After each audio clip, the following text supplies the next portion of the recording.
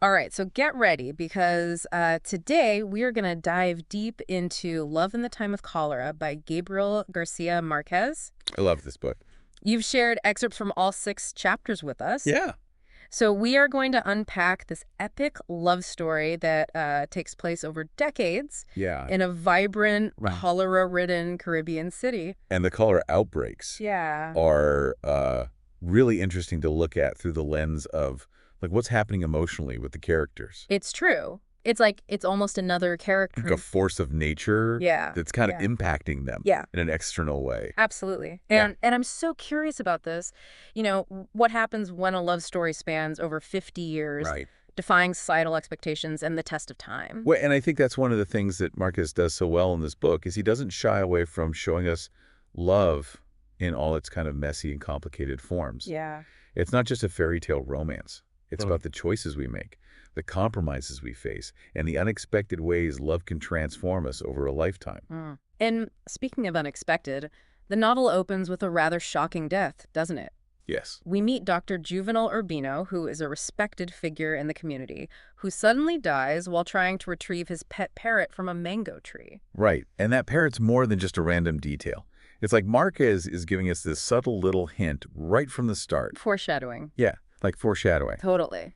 The parrot represents the life that Urbino built with his wife, Fermina, and its sudden demise kind of foreshadows the fragility of even the most seemingly secure lives. It's such a powerful image, right? One minute you're a respected doctor and the next you're gone, all because of a stubborn parrot. Right. It makes you think about the randomness of life and how quickly things can change. Yeah. And then we're introduced to Fermina Daza, the doctor's widow, and her reaction to his death is surprisingly complex. Almost like she's experiencing a mixture of grief and liberation. Exactly. Their marriage, as we learned from the excerpts, was long, but not always easy. Marquez hints at these underlying tensions, suggesting that Fermina might have felt trapped or stifled at times.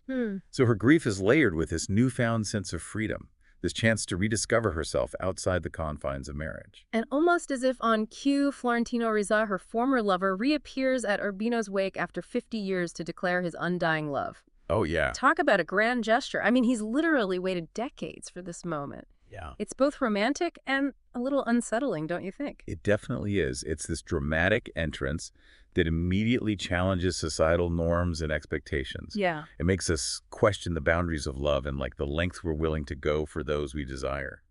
And to kind of understand this grand gesture, we need to rewind the clock a little bit and explore the origins of their love story. Right. Chapter 2 transports us back to Florentino and Fermina's youthful romance, this whirlwind of secret letters, stolen glances, and passionate longing. Oh, yeah. It's classic first love, right? Wow. Full of intensity and idealism. Yeah.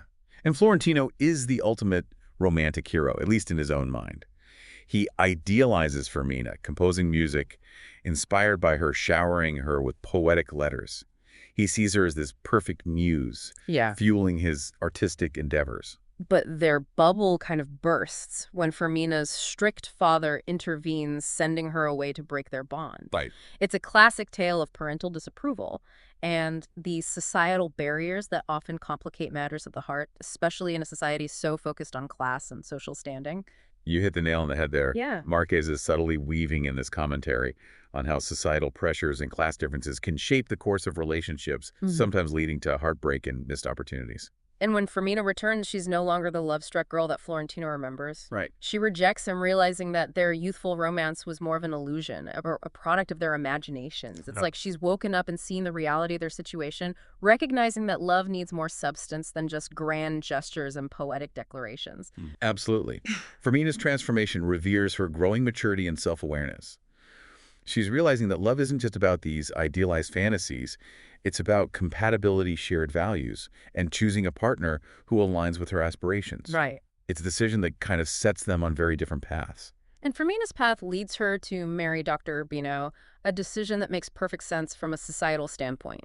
He's respected, he's successful, he offers the stability and social standing that Fermina's father desired. But what about Florentino? Where does this leave him? Florentino finds himself caught between this memory of a lost love and the reality of Fermina's choice.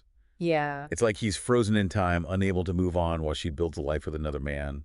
He channels his heartbreak into his work, rising through the ranks of the River Company, but the void left by Fermina remains. So we have Fermina embracing a life of comfort and societal acceptance with Urbino, while Florentino throws himself into work all the while clinging to the memory of their lost love. Yeah, It sets up a fascinating dynamic for what's to come. it does. And it raises the question of whether Florentino's love for Fermina is truly selfless, or if there's an element of possessiveness to it. Oh, interesting. Is he truly in love with her?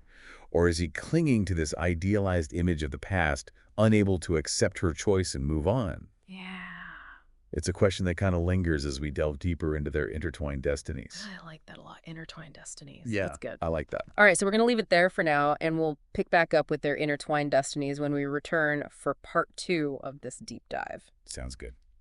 All right, see ya then. So while Fermina is, navigating the complexities of married life, Florentino finds himself on a different kind of journey.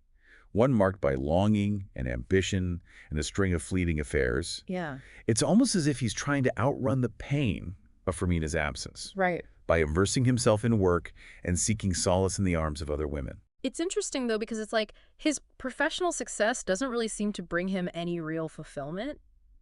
He achieves a level of power and prestige in the River Company, but it's as though his heart isn't truly in it. Right. He's constantly drawn back to the memory of Fermina, Mm-hmm. haunted by what could have been. And that's where Marquez brilliantly uses this recurring motif of the river. Yeah. It's not just a picturesque backdrop. It becomes this really powerful metaphor for the passage of time and the ever-changing nature of life. Oh, I see what you mean. Like the river's currents kind of mirror the ebb and flow of emotions. Right. The unpredictable twists and turns that both Florentino and Fermina experience over the years. Exactly. It's almost like they're both caught in this relentless current, trying to find their footing amidst the uncertainties of life and love. Exactly. And the fact that Florentino finds himself drawn to the river, seeking solace in its presence, suggests this deeper longing for something more meaningful, Right. something that his fleeting affairs and professional achievements just can't provide. So we have Fermina kind of settling into a comfortable but perhaps somewhat stifling marriage, Right. and Florentino seeking distractions but ultimately remaining tethered to the memory of their youthful romance. Years pass, and then in Chapter 5 we reach a turning point. Yes. Dr. Urbino dies, leaving Fermina a widow. This is a pivotal moment for both characters.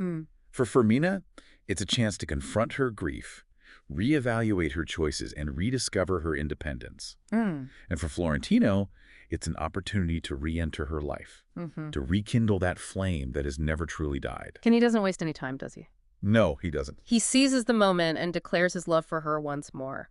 But this time, Fermina's response is different. She's no longer that impressionable young woman she once was. Right. She's older, wiser, more cautious. Her initial resistance is totally understandable. I mean, Florentino has been absent from her life for decades, pursuing countless other relationships. Yeah. It's natural for her to question his motives Right. and wonder if he's capable of offering the kind of love and stability she now seeks.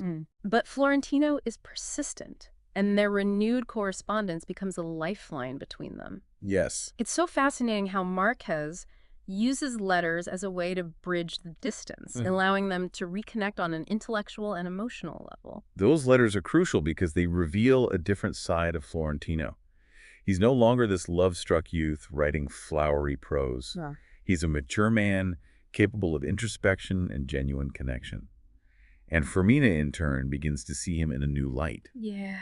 She's drawn to his honesty, his vulnerability, and his enduring affection. It's a slow burn, that's for sure. Yeah. But there's a sense that their connection is deepening, evolving into something more profound than their youthful infatuation. Right. It makes me think about the transformative power of time and experience. I'm struck by how Marquez portrays the complexities of aging and how it impacts their relationship. They're both confronting their mortality, reflecting on their past choices, and coming to terms with who they are as individuals. Yeah. And in that process, they find this new kind of intimacy, one based on shared history, mutual understanding, and acceptance of their flaws. And then, of course, we have that symbolic journey down the Magdalena River in Chapter 6. Yes. It's more than just a romantic getaway. It's like a microcosm of their entire relationship, full of twists and turns, moments of calm and turbulence, ultimately leading them toward an unknown destination. The river becomes like a central character in the story, doesn't it? It really does. Its ever-changing currents mirror the evolution of their love, the way it's been shaped by time, circumstance, and their own personal journeys. And the riverboat itself becomes this sanctuary, a space where they can escape societal judgment and explore their rekindled connection. But even on that riverboat, they can't entirely escape the pressures of society, can they? They face disapproval from those who consider their love inappropriate for their age, prompting Florentino to make a bold statement. He raises the cholera flag, effectively quarantining them from the outside world. That act is incredibly symbolic. Yeah. It's like he's declaring their love to be this force as powerful and disruptive as cholera itself, capable of defying societal norms and expectations. They're choosing to create their own world, one where their love can flourish without judgment or constraint. It's a powerful moment, and it speaks to the lengths we sometimes go to protect the ones we love. But what about Fermina? How does she navigate this unconventional romance, this resurgence of passion in her twilight years? Well, it's not all smooth sailing. Fermina grapples with her own internal conflicts, weighing her newfound freedom against the weight of societal expectations and the memory of her marriage. So we see Fermina wrestling with these complex emotions while Florentino remains steadfast in his devotion.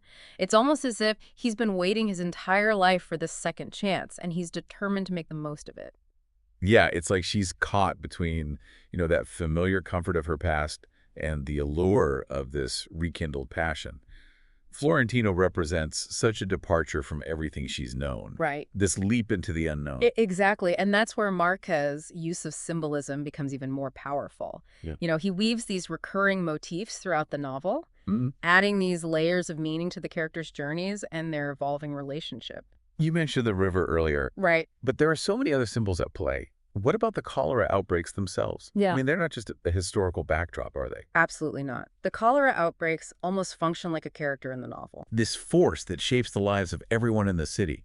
It represents the unpredictable nature of life, the ever-present threat of illness and death, and in a way, the passionate, sometimes destructive nature of love itself. Yeah, it's like cholera becomes this metaphor for the intensity of their emotions, these Right. uncontrollable forces that can just sweep in and disrupt everything. Precisely. And then there's the setting, this vibrant Caribbean city that's teeming with life, but also haunted by decay. Right. It's almost like a microcosm of the characters' emotional landscapes. Mm. There's beauty and vitality, but also this undercurrent of darkness and secrets. I love that. It's as though the city itself is another character Right. in the story, witnessing the passage of time, the changing social dynamics, and the enduring power of love in all its forms.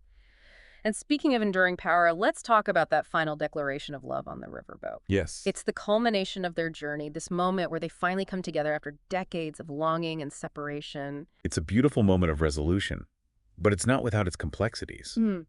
Fermina doesn't simply fall into Florentino's arms. Right. She makes this conscious choice to embrace this unconventional love, defying societal expectations and choosing personal happiness over conformity. And when she asks him how long they'll keep going down the river together, his response is so simple but profound. Right. Forever. Forever. Forever. It's like he's saying that their love has transcended time and circumstance, that they've found a connection that will endure even as the world around them changes. That single word, forever, Yeah. encapsulates the essence of their journey. Yes. It's a testament to the enduring power of love, its ability to weather storms, to adapt and transform over time. So we've explored this epic love story, We have. its characters, its themes, and its rich symbolism. But what does it all mean? What can we as listeners take away from this deep dive into love in the time of cholera? For me, it's a reminder that love is a journey, not a destination. It's about embracing the complexities, the challenges, the unexpected twists and turns that life throws our way. It makes me think about the choices we make, the compromises we face, and the societal pressures that often influence our decisions in love. Mm-hmm. Marquez shows us that there's no one right path, no single definition of what love should look like. So most importantly, it's a testament to the enduring power of the human spirit. Yes. Despite loss, heartbreak, and the passage of time, love can find a way to blossom even in the most unexpected places and times. It's a beautiful message, and it leaves us with so much to ponder. If a love story can endure a cholera epidemic, what challenges can love overcome in our own lives? Right. And what can we do to nurture those connections that truly matter, to embrace the beauty and complexity of love in all its forms? That's something I think we can all reflect on as we continue our own journeys, both in love and in life.